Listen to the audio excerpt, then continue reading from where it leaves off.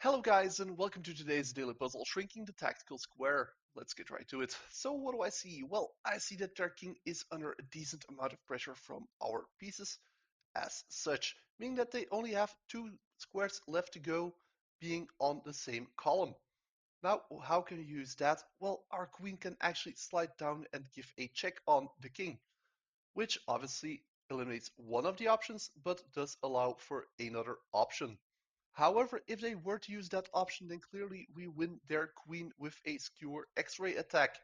So they are probably not going to do that and instead move inwards.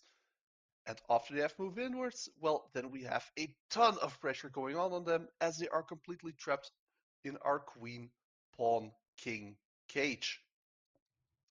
So there we go. Now, clearly they could also interpose, but then we simply would have taken the pawn and our queen would have kept all pressure up, since she also moves in that direction.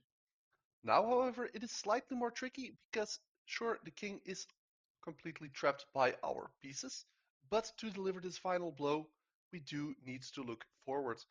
Now, what forward movement do we have? Well, we can actually move our queen over here, keeping the cage intact, but also alleviating this pawn from the pressure it is applying, whilst also covering the only escape square the king has left at the moment.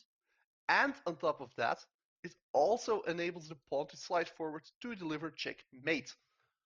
Now, you might say, well, we can prevent that checkmate threat from the pawn by moving our own pawn. But they actually can't, because if they do that, then under cover from the pawn, our queen can slide in and deliver checkmate that way.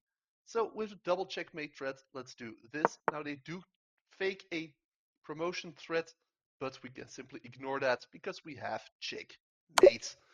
There we go. Thanks for watching. Please leave a like, subscribe, and hopefully see you next time. Bye.